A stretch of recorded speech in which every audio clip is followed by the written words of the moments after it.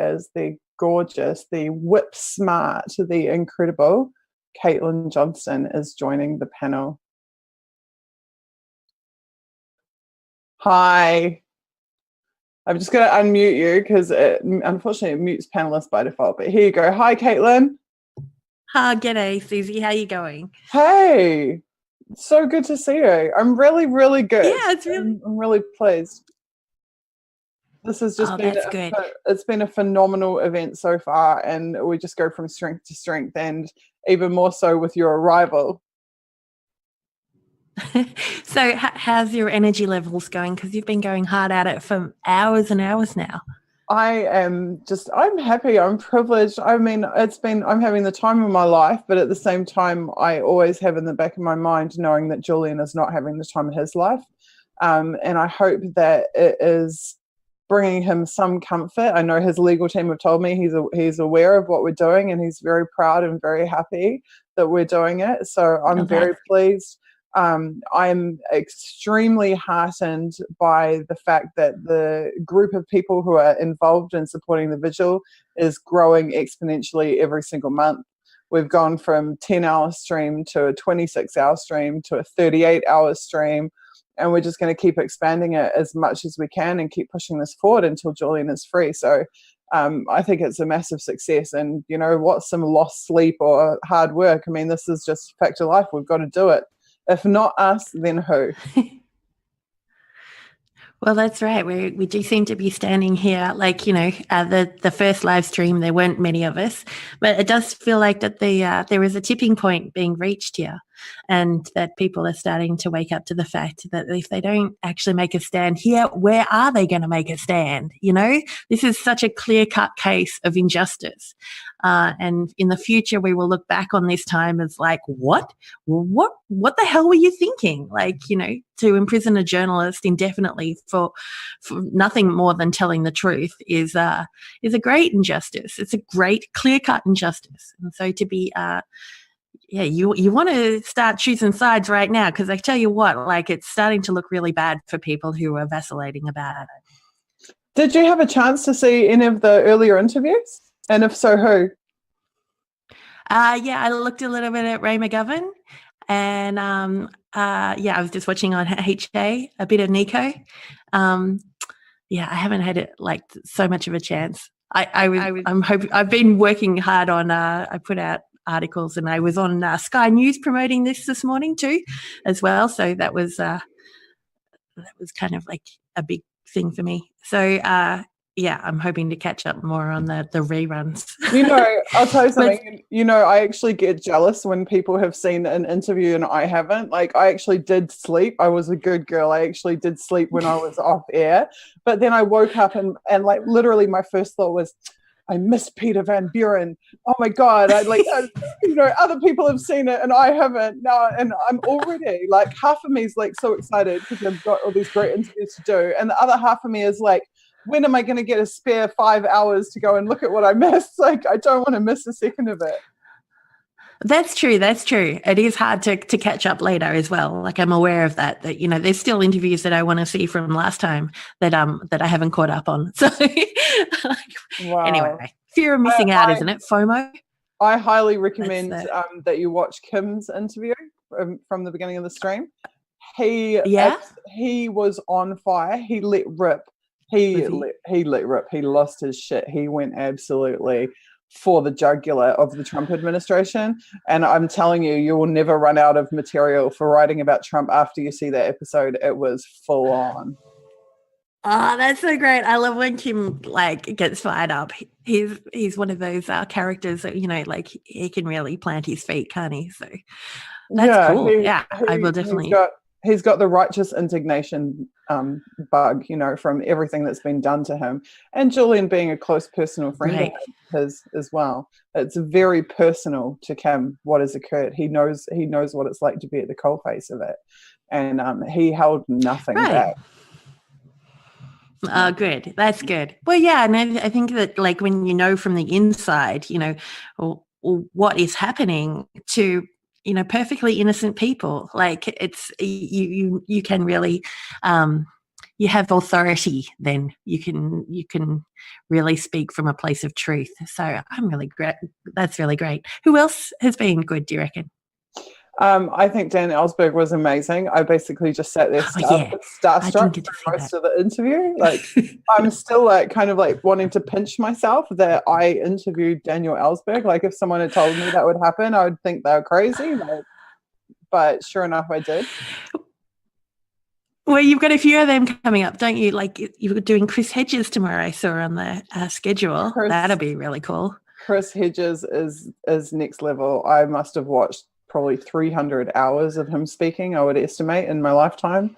I've read so much of his work, and it's just truly, we are so lucky and so blessed that this horrible event of Julian being persecuted is bringing together so many beautiful people and building these incredible bridges and helping us to form these incredible relationships. And I just think it's the butterfly effect I mentioned in Dan Ellsberg's interview, that there's this butterfly effect, you know, whether it's Chelsea Manning's act of whistleblowing or Julian's act of publishing, and then the global ramifications of that. Like, for us on a small level, this movement and these streams are also a butterfly effect, because as I saw it actually last month, the people that we brought together on last month's stream that had never worked together then started producing media and producing content together over the course of the last few weeks, just entirely naturally. And I started to realize, wow, like what we're doing here on the stream it spirals into something that I couldn't even conceive of when I put it together. That's so amazing, isn't it? It's you know, what we're doing is very subversive. It's very dangerous to the establishment to have this cross-ideological collaboration going on about a unique issue that we all share the same sentiment on. Like, it does mean that we will find other ways in which we can work together on other issues, you know, for other anti-establishment issues, or the anti-intervention, the war issue is another big one, which people of, all persuasions feel very strongly about. And we've been corralled into these tiny little pens, and told that we're not allowed to talk to each other. When there are, I love that you called it unity for Julian, or unity for justice even, because that's what the real strength of this is, that we're unifying across ideological borders.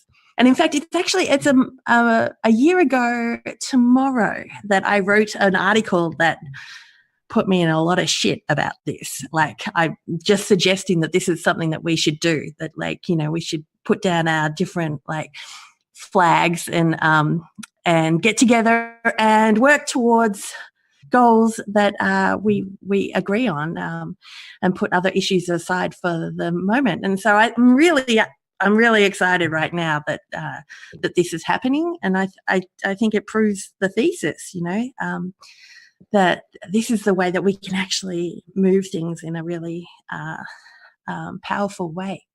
So yeah, I was just going to say, I think it increases the viability of winning. Like, when we unite, right, and we have the bigger numbers, it's making the movement viable. It's bringing up, the chance of us actually achieving success gets higher and higher with every additional voice, with every additional body that's, putting themselves on the line and saying, yes, I'm standing with you guys. Right. Well, they haven't used divide and conquer as a way of defeating the populace for so long for no reason at all. Like, divide and conquer, it literally is what weakens us. So when we can actually put down our differences for a single issue, we can really create something quite magical. And thank you, Suzie, for making this happen. So much effort. I know that you've worked so hard on this, and I want everyone to know, that this has been your baby for so long, and putting it all together and stuff. You've lost a lot of sleep, but it's a beautiful thing. You've made a beautiful thing. So thank you. It's very kind, and I'm getting a lot of kudos, but I'm going to do the humble thing, and I just want to point something out to people. Internet Party of New Zealand made a conscious decision that we would not brand these events because we didn't want to put political branding on an event that was purely about freeing Julian. But the reality is, and the truth is, and I don't think I've spoken about this really in the previous 3 vigils, but I feel that I should, the people who are involved with Internet Party of New Zealand, our tech staff, our social media support staff, our infrastructure, is what has been powering these events. And so Right. I get to, interview Dan Ellsberg and Chris Hedges, and I get to sit on the stream and I get people sending me tweets saying, Suzie, you're so fantastic. But in reality, I'm sitting in an organizing platform with more than 24 people who are also going without sleep and who are working their butts off to make sure that this all happens right. And I just want to say, I'm so proud of those people.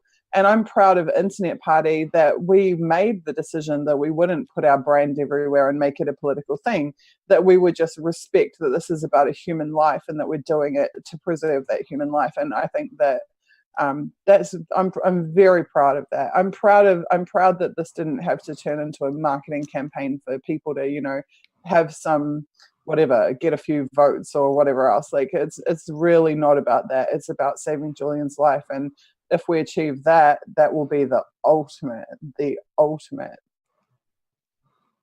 Yeah, that's fantastic. I mean, and thank you for doing that and thank you everyone that, that has put their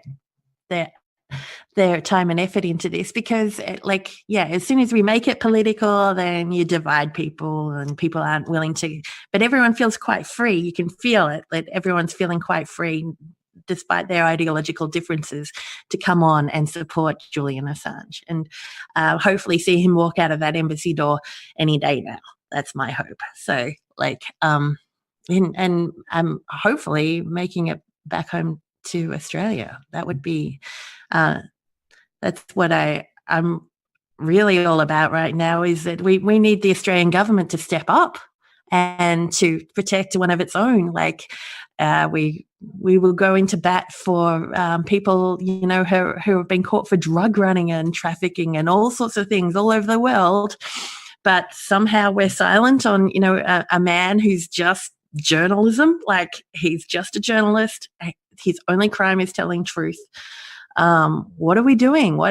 Who are we as a country if we can't protect a man such as Julian Assange, who has done nothing but tell the truth? So yeah, that's incredibly embarrassing for me as an Australian. And I hope that we can kind of get other Australians to wake up to the fact that this is what's happening in their country, and that they're going to look back on this as a very shameful time and not something to be proud of, unless we do something about it very, very soon. Well, there is an ever-increasing contingent of Aussies participating in this vigil. I think we probably have somewhere between 8 or 10 of the 38 today are Australian. And so if we good, can, yeah. That should be right. I mean, that it should be more, though. It really should be more. It should, but I think you were the only Aussie in the first stream, and then I think you were one of 3 in the last stream. Right. And so if we have 8 or 10 this stream, I'm really patient about these things. I'm really patient about it because where I have seen mass movements successfully be built, 2 examples I'm thinking of, the movement against the TPP and the GCSB movement in New Zealand, which both achieved 90% saturation in terms of public awareness, which is a big deal when 90% of the country knows, what you're doing and why you're doing it and why this is a problem, why we should do something about it. And we have dozens, literally, of towns and cities coordinating and simultaneously marching, and where the mainstream media are forced to cover the movement and forced to give airtime to the issues. In both of those cases, it took years and years of consistent pushing. So for me, I think this is all moving along spectacularly quickly, actually. I think the fact it's only been 2 months and we've more than tripled our participation levels, and I don't know the last time there was a 38-hour stream in support of Julian, but I'm pretty sure this is probably the first one. Next month we're going for 50 hours. So as far as I'm concerned, I'm seeing signs of progress on every front.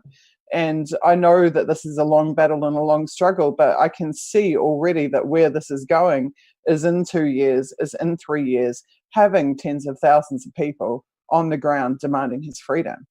building a but pre-Mandela movement of our 3 years from generation. now, can he really handle another 2 or 3 years in basically isolation? Well, Mincenti did 14 years inside the US Embassy before he was able to freely travel. So there is a precedent for it. I'm not saying like it's a good thing. I would much prefer that Julian was let out, in 20 minutes time rather than in a few years. But I'm realistic about what it takes to build a mass movement. And we are on our way. We're already seeing decentralized actions across multiple cities. We're seeing disparate groups of people independently taking action on this. And we're seeing our own little effort here building consistently month to month. So that even actually Kim said tonight on the stream, he said, last time I was on the stream, I can't do his German accent. Sorry, I'm terrible at impressions. But he said, I'll get Tim to do it later. I was about to say, I know your husband. I know your husband can.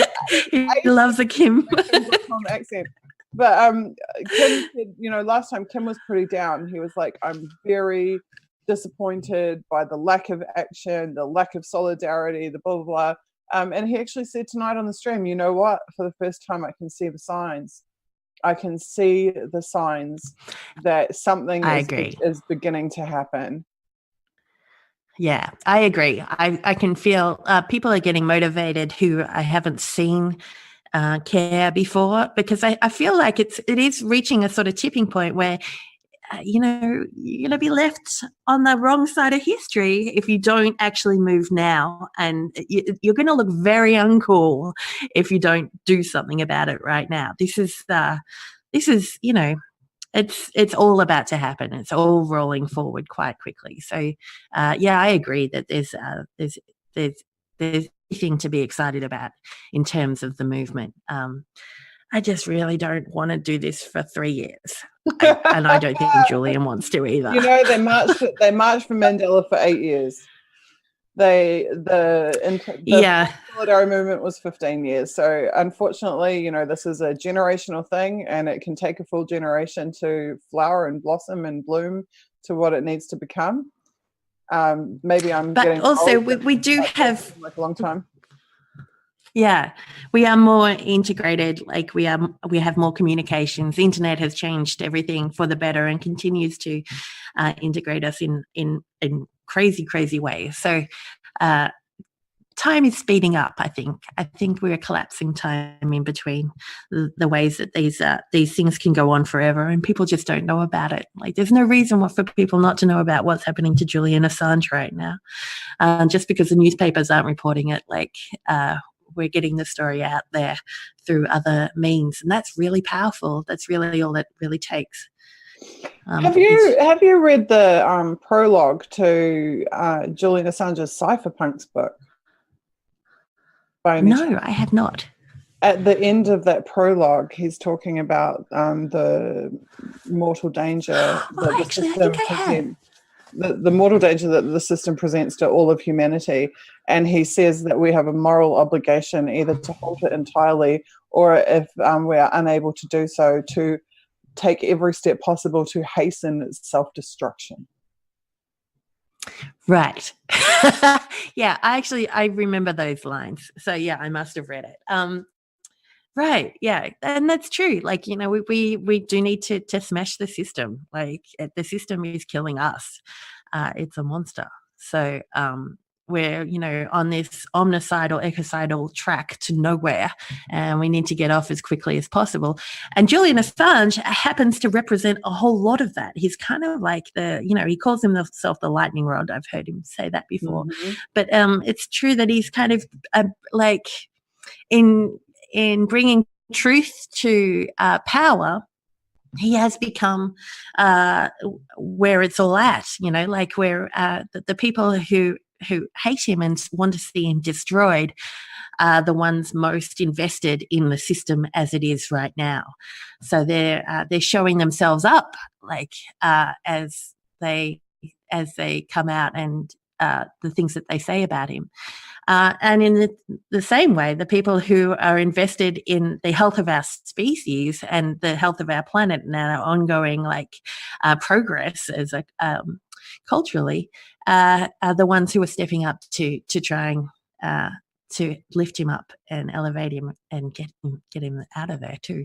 Which is precisely what he's done for so many of us, for so many people. Elevated us, lifted us up, given us a platform. Right. Yeah. Well, definitely he's, when he was able to, he was retweeting a lot of my things. Like I have a lot of my audience thanks to Julian. So, yeah, he's definitely not being ungenerous about lending his platform to other people and elevating those who he thinks are worthy of a second look. He's also consistently showing solidarity with people who are struggling, regardless of what country that comes from, whether that's in Syria, whether it's in Catalonia. He's been prepared to take very principled stances in solidarity with at-risk journalists, activists, members of the public worldwide. Right. And often at his own risk. You know, with Catalonia, there was like, if he had any self-interest at all, he would have stayed quiet about that, but he didn't. And that's something that he's almost like obsessive about being correct, like about being on the right side and about bringing up the, the underdog, about giving everyone a fair go and about, keeping the bastards honest as well. Which, were the sort of ideals that I was brought up with as in Australia around the same time that he was a young kid. I was too. We're about the same age. And, so to me, they're very Australian values, and there's something that's got lost in time, I guess. I'm not sure, or just eroded by culture, but he makes a lot of sense to me. He really, he always tries to do the right thing, which is something that I always try to do too, even if it doesn't jive with my own self-interest. It's better to do the right thing, better to do the thing in the highest interest than in my self-interest. If I am at all interested in the the progress of our species. That is so beautifully put. I think this is something we always used to say to each other. My very beleaguered media team in New Zealand, of my ragtag group of random people thrust together by the Occupy movement, trying to have each other's backs under the absolute worst circumstances. And I'm very proud, never ever turning away from each other, always being there for each other. And we used to say solidarity is all we have that they can't take from us. They can take our money, our jobs, our houses, our relationships, they can take our bodies, but they cannot take our solidarity. We can stand in solidarity with each other, whether we do it from a prison cell or wherever. And I feel very much that Julian has had that attitude and displayed. I've seen on multiple occasions him displaying solidarity for other people, as you say, in the highest interest, for no other reason than because it's the right thing to do. And so right. That's why I'm really proud, and that's why to participate in this movement, and why the tagline is United in Solidarity for Julian Assange. Right, and that's why there was so much trust in him, and that's why the establishment has worked so hard to erode that trust through various psyops stories, smear pieces, and different actions that will cast shade on him. But yeah, it's remarkable, really, that he can stand up to that in any sense. Like they've literally thrown everything that they can at him, and so he still stands tall. So I think it's a credit to his to the way that he has adjusted his moral compass to true north. We don't always get it right, and everyone's human. But if you act with that sort of conviction that that's what you're always going to do, then you end up looking like someone like Julian Assange. I think he's someone that I would would love to be considered a role model for my children, as someone who really lives by lives by principles that I think are universally true. Absolutely. Is that you just said it beautifully with the inner compass, there's pointing north. I mean, there's and actually there's yet another quote from Julian where he talks about, I hate paraphrasing his quotes because I can just never say anything as eloquently as he does, but he talks about when you wake up knowing what is the right thing to do, and you do it without hesitation. It's that acting on, I want to say it's a spiritual instinct, because I do believe it's a spiritual instinct, where you have that absolute certainty and it's an instantaneous recognition, realization. This is what I'm meant to do, and I'm going to do it. And I think that's very much what he operates under. Right. Well, that's and that's when you live in a world like ours, which just plies us all the time with propaganda and advertising and psyops of all sort of shapes and colors. That's quite difficult to do, because we swim in fear. We swim in anxiety all the time. They were told that we're not the right shapes or the right color or the right right person to do such and such, or that our mother never loved us, or blah blah blah blah. It goes on and on. It's very difficult to get underneath that those kind of fear thoughts, and to find what your next action is. It is truly inspired and truly like from a stable place.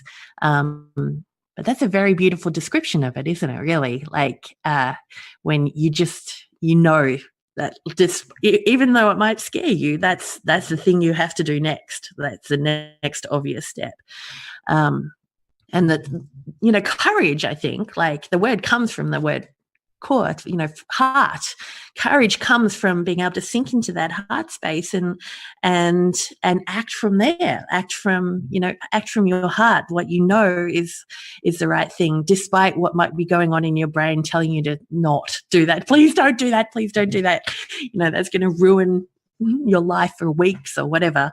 Courage comes from stepping forward, with your heart.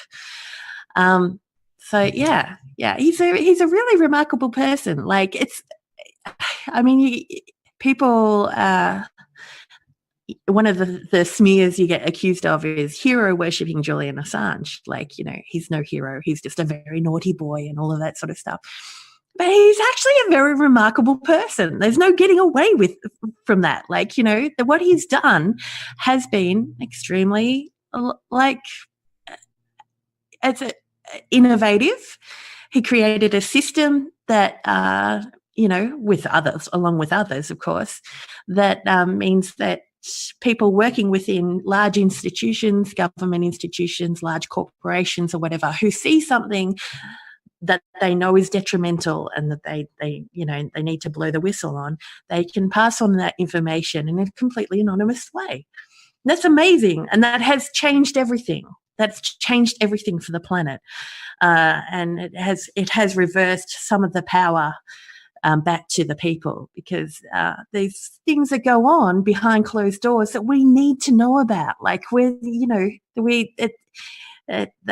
we should be led by the will of all people, not just a chosen few who happen to have, large bank accounts and well-established family names. That's not what we're about. We really do need to if we're going to avert omnicide or ecocide, we really do need to draw wisdom from the collective. And to do that, we need more information. We need more information on what people are doing in our names and with our tax money. That's the other thing. These are often government things that are going on that we need to know about, because we're actually, like, our hard-earned cash is going towards them, and we deserve to know about it.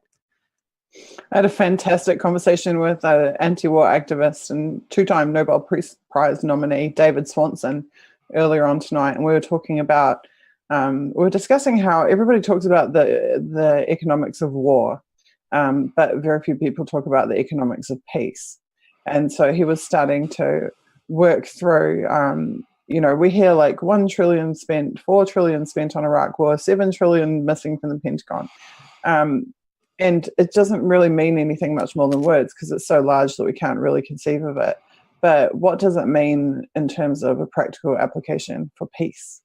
In what way could we, if we turn that around, really truly revolutionize the way that we live and the systems that we have and function within? And he was drawing parallels between the poverty, the privatization, the austerity, and the poverty inflicted domestically in America is directly connected to the violence inflicted upon foreign countries, because the deprivation domestically within America is the result of the wealth extraction being used for the wars. So the wars are not just turning the third world, keeping the third world, but they're actually turning the first world into the third world. And right. That's something that not a lot of people have made the connection about, that the wealth that is sucked out domestically is what is then used to oppress internationally. Right. War is a racket. Yeah. It's been said for 120 years, Right. Yeah, it is. It's a very profitable thing for those who have, large companies, etc. But it's basically socialism for the rich. Like, it's just extracting tax money, rivers of tax money, and diverting it to large, rich corporations, run by the same handful of people. And it's diverting it from regular everyday people. So, it's weird to me that socialism's got such a bad name when it comes to looking after normal people, but when it comes to the military, give them what they want. Like, it's just like a blank checkbook. Literally, like, the Pentagon, the audits, they don't get audited. Like, so they have no idea how much money they spend. So it's it's a very strange it's like the normal everyday average people are working, doing real work with their hands, or providing services, creating goods, etc. A real trade way, creating real money, and then they give it to these guys, that and it just goes off to kill people. It's an extremely strange situation. But it's sold to the domestic population, as particularly in the Western countries, but also European, other countries. It's sold to the domestic population as being a job creator. It's right. a crucial part of the economy, and if we didn't have it, we would all go broke and bankrupt. But never mind that we are going broke and bankrupt under that system. And David was talking about how in the peace economy, that dollar for dollar that you spend in the peace economy by comparison to the war economy, you actually create more jobs and more resources and generate more wealth than you do by pissing it all down the contractor military industrial complex. And you have the added benefit of not having committed genocide simultaneously. Right. Yeah. Well, it just makes sense that, if you're creating wealth within the economy and that wealth goes back into the economy, then it stimulates the economy, and then you've got a lot of happy, healthy, wealthy people. Like, that's, and I think part of the problem is that economics has been taken over by business types of people who tend to use a business model for thinking about financial models for countries. When a country isn't a business, it's more like a body. Like, it's more like a system that needs for all of its parts to be lubricated by money. In order for it to function properly. Whereas, you run a business, you make as much money as possible, you keep as much money aside as possible for your cash flow, you make sure that as many people as, that your costs are down and you're bringing the money in. That sort of model for a country looks like austerity. And it means that, regular people, everyday people, do not have the money in their pocket to go and spend it at the general store, which means that the general store, it starts to lose money. And before you know it, you're in a recession, which can mean a depression. And that's where the US has been for the last 15 or so years, in a state of recession. But when you're using these Wall Street metrics for how the economy is going, then it looks okay. It looks okay on paper because the rich guys are getting a lot of money. But for everyday people, their price of living is going up while their wages remain stagnant, and that is technically a recession. And that's what's going to happen if you're constantly dragging all the resources up into the top echelon, and not leaving any for the rest. But yeah, Sorry. and that. Oh, go ahead. Sorry. Oh, it's just and that's where Assange has come in. In a lot of ways, he brings these, a window to these institutions that, kind of shoo you away with, you don't understand. It's very complicated. It's very complicated. Finance is very complicated, and it's okay. We'll look after you. You just give us the money and we'll work it out. He brings a window to those institutions so that we can actually see what's going on. And war is a giant racket, a giant way of sucking up resources from regular everyday people. And the pillars of that racket rest on the foundation of information, and the information pool is tainted by them so long as they control it. But then when WikiLeaks or Julian come along and tip it all upside down, and the real information starts falling out for the world to see, then chaos ensues, not in the world, but within those organizations and the control system of power.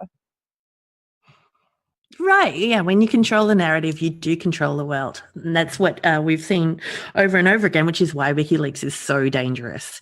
They mess with that narrative. If the elite could just have their little marketing people come up with the happy little stories of humanitarian warfare for us, and we just followed them like good citizens, oh yes, go and bomb those people. That's in the highest interest. That's good for everyone.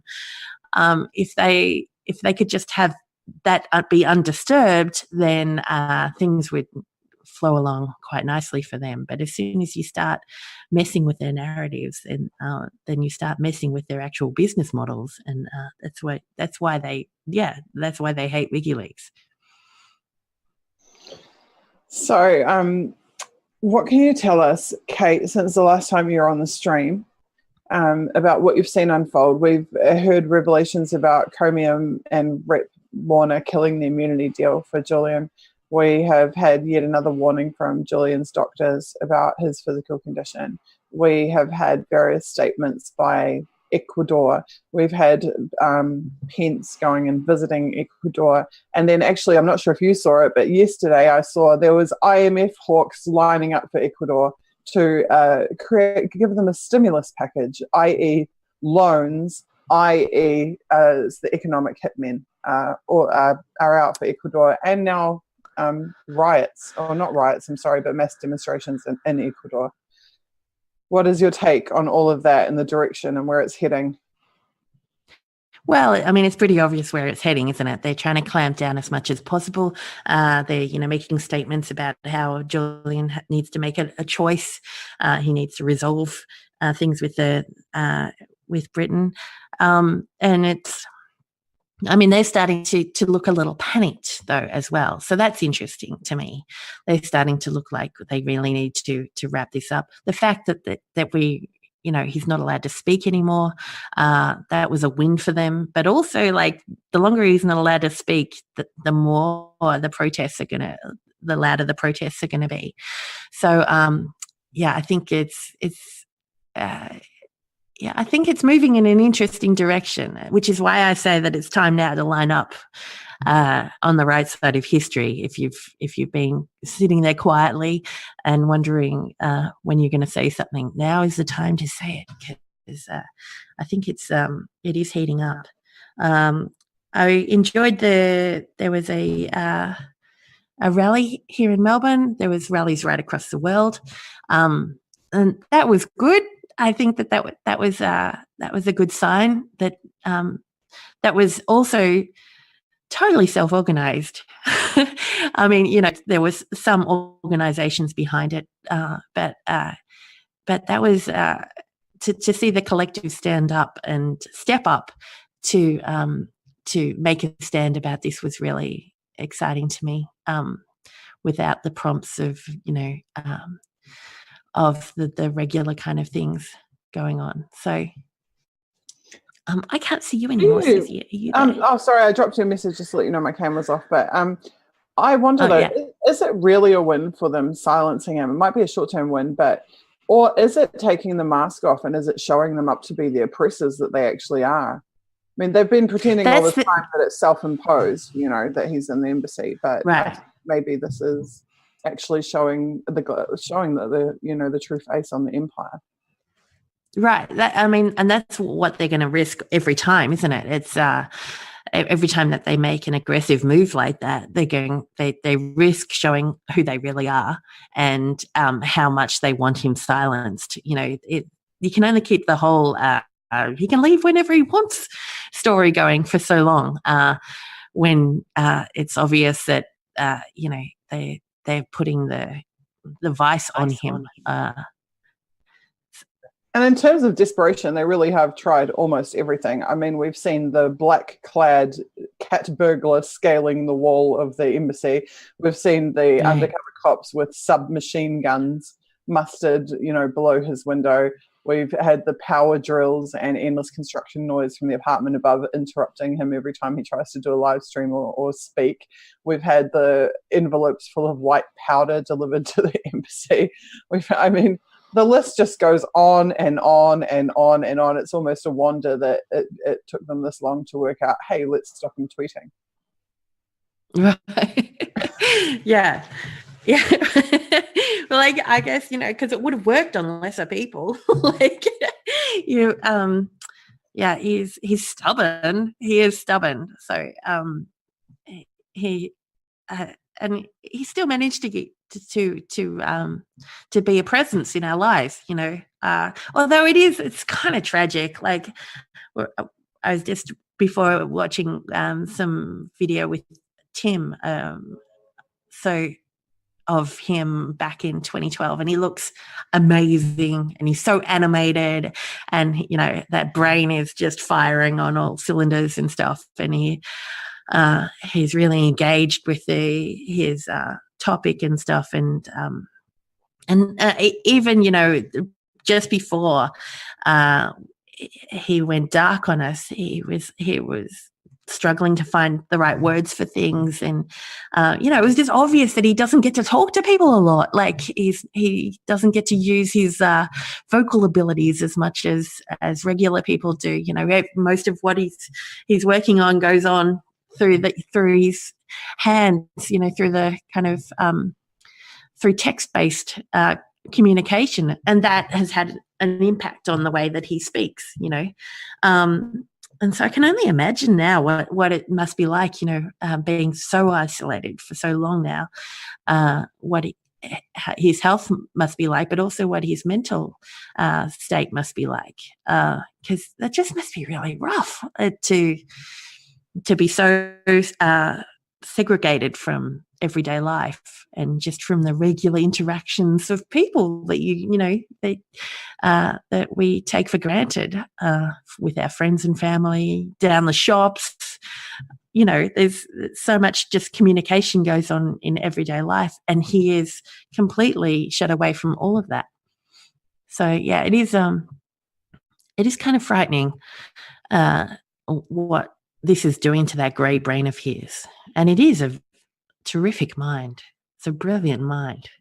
Like you were saying before, the things that he writes and stuff, they are worth reading in their entirety. That the sentiment you can sometimes sculpt out, that the way that he constructs his philosophy is really something.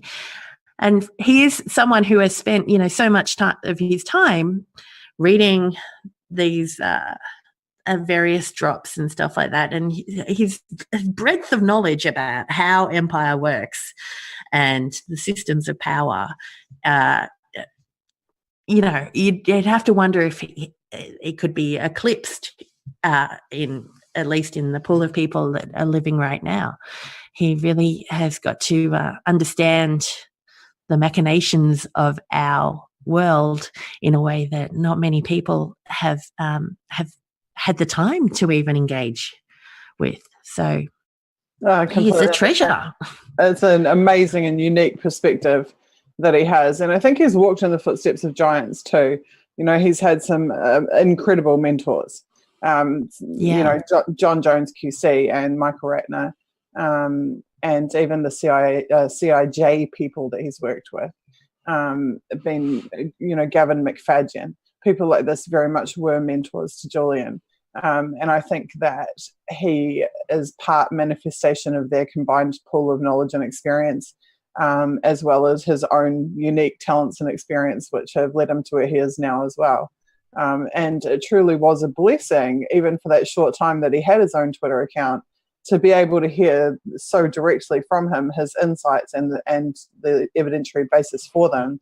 And I think it's really important that we continue to share and perpetuate those messages ourselves as well, and carrying it forward, carrying the information forward in that sense is really important.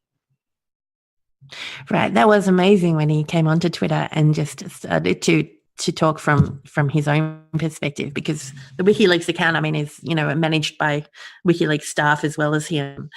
And, it was always a very kind of, objective, dry analysis of what was ever, what the drops were or what was going on in the world. And to actually have his voice on Twitter was a gift. So, it was a gift that was taken away from us. But hopefully at least we can get that restored soon, because, it's pretty... one of the interviews, and I'm not sure exactly when this was, but he was talking at length about his rich inner life. He was, this was on the project here in Australia. He talked to Waleed Ali, and Waleed asked him, what it was like in the embassy, and he said, well, it's a pretty poor family life. I don't get to go outside, and I have not seen sunshine or my family or my kids, or, I don't get to engage in society, but it is a pretty rich internal life, pretty rich intellectual life, because, he has his work and stuff. But you can see that they're even, I'm sure someone was watching that and going, aha, I know what we take away now. Because it was quite obvious that he was sad. They definitely do take their cues off things like that, because they're actually not that imaginative, believe it or not. Right. Yeah. Well, was it a mistake to say it out loud? But that he was, but also he was just being honest that, he does have a rich internal life because of the nature of the work that he does. I think he is rich in moral and ethical fibre. And he has the satisfaction of knowing that he has not caved even under the greatest possible pressures on him. He has stayed held tight to his principles. He sure has. He sure has. He's definitely gone above and beyond what any normal human being could endure in the name of truth, and backing what he believes is the right thing to do. So, all we can do really is support that. But the fact is that he really has stood above many others to above and beyond, what normal pressures would break many people. I don't think people kind of can really grok how difficult even one of those smear campaigns can be. They can create such anxiety for you. and really mess with your head about, who you are and like what you're doing in life and stuff, especially if you're a man of conviction like him. And then they kind of, those psyops are developed perfectly to kind of to put you off balance and stuff and get you wondering about yourself. And so although your reputation may be smeared in the world, and that might be what looks like, is really taking you down, it's the internal conflict where you're like, am I really doing the right thing? I don't want to hurt people. I want to be doing the right thing.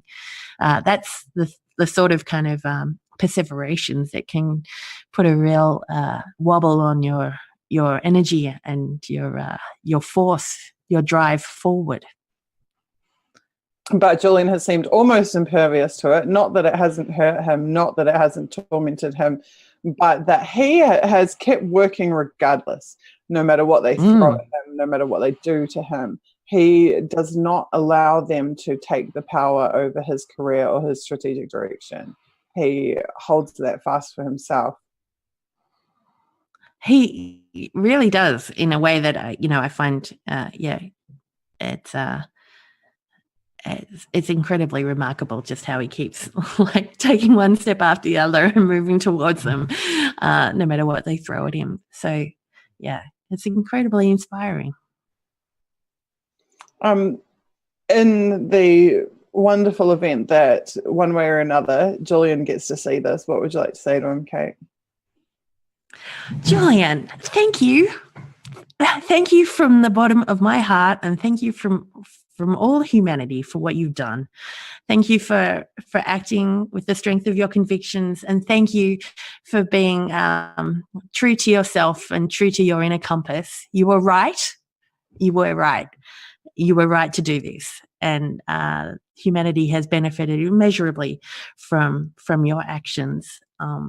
And I hope that one day that I will be able to tell my grandkids that I, had something to do with getting you out of there. Sorry, I get a bit teary, but yeah. I'm getting a bit that way myself. Yeah.